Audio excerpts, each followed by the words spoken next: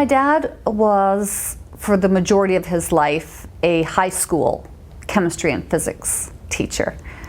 And he taught in Regina, Saskatchewan, for the most part, at Sheldon Williams Collegiate. And then he took a vice principalship for a while and then retired early. At that time, I had been a nurse for 20-odd years in the acute care environment primarily, so I knew the system very well. In fact, I had nursed at the very hospital that he was admitted to. He had vacationed in Arizona, as many snowbirds do, for many years with my mom. I came to Arizona to see him, and he was coughing. And I said, "How come you're coughing, Dad?" And he said, "Oh, I've just got a bit of a cold." But I didn't feel like it was a cold. I felt there was something else going on. In just hearing the cough, after a while as a nurse, you know things by smelling them and seeing them and hearing them. And I knew that this was not a cough that was a cold. So I took his pulse, and then it was irregular. And so I knew he was experiencing something we call atrial fibrillation, which is an abnormal heart rhythm that had actually put him into heart failure, and that's why he was coughing. So I immediately took him to a cardiologist in Phoenix. And so he came out, and as I had anticipated, the cardiologist had done an ECG, which showed that he was in atrial fibrillation, and had put him on digoxin, which is what I expected. But then I also expected him to be something that we call warfarinized, which is to put someone on an anticoagulant. So you always put someone who has been in this rhythm on this medication. He didn't put him on that medication. So we left, and I think I was just like, I wonder why he didn't do that. And so I was just mulling it over and feeling a little, concerned. So when we got back to the resort where my parents were staying, I phoned the cardiologist. And I said, I'm just concerned that my dad has not been put on warfarin, and is there, he said, you don't have to worry about that. He's got a window of a couple of months, meaning he could be in atrial fibrillation for a couple of months before we had to worry. The cardiologist said, well, your dad's going to go home in a couple of weeks to Canada, so just have him see a cardiologist there. So there were just a few things that I thought, well, yeah, okay, that makes sense.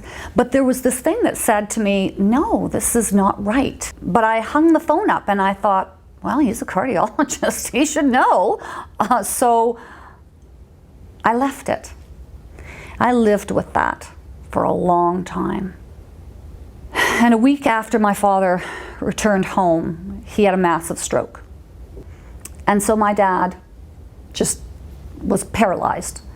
And for a long time, like a month, he couldn't move anything. And then he got function back, on some of the function on his left, and virtually nothing on his right. And that changed our lives. He became a shell of the man that he was. And that was hard for me, because I felt for so many years I could have prevented that. The second event was about 8 years after my father's stroke. And then he started to bleed out of his rectum, and my mother took him to the emergency room.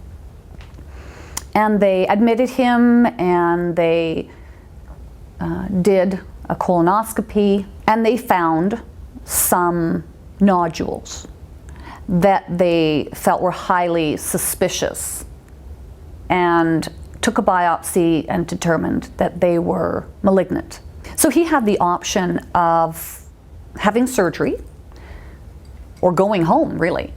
I mean, there weren't a lot of options. It was interesting watching him make that decision, because he wanted to die for so many years. And, this surgery was not going to be an easy surgery, although the surgeon felt it was going to be relatively uncomplicated. But my father was not optimally prepared for this kind of surgery. He was very weak and little. He wasn't a big man, but he'd lost probably 90 pounds. So I think he weighed about 100 pounds. And he was malnourished. I think he lived on Werther's and cigarettes. Unfortunately, things deteriorated significantly after that. This particular surgeon really was a bit of an independent practitioner. I just felt that things were taking a direction that was unacceptable and that was dangerous for my father. So I asked to meet with him. That, I think, was the nail in the coffin, quite honestly. He took affront to that. He got angry that we were suggesting care, that he was clearly capable of deciding about himself. I remember coming in, and my dad didn't want to walk. I mean, like, seriously, who would want to walk? I mean, you've been vomiting for 5 weeks. You don't even have the strength to stand.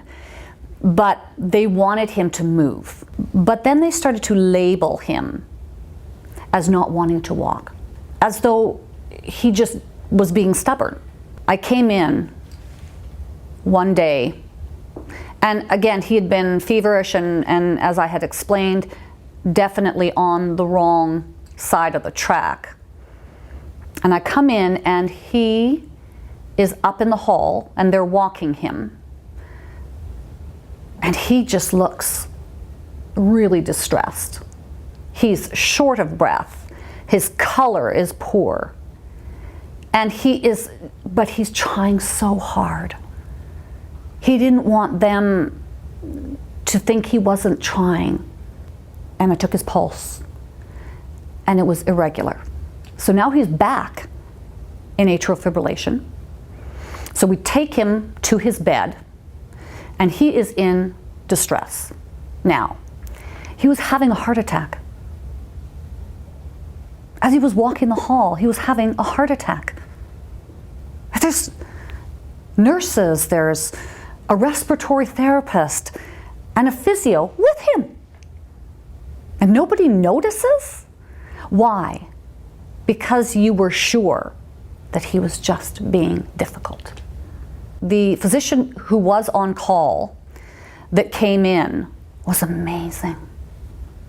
Oh, she was amazing.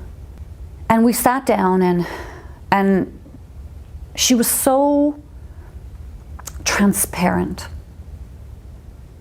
She wasn't hiding anything. She was upfront. She spoke to me, interestingly enough, as both a family member and a clinician. And she just laid it out, and she said, "You're right, Judy, this is not good. This is a bad situation. We can move ahead with consults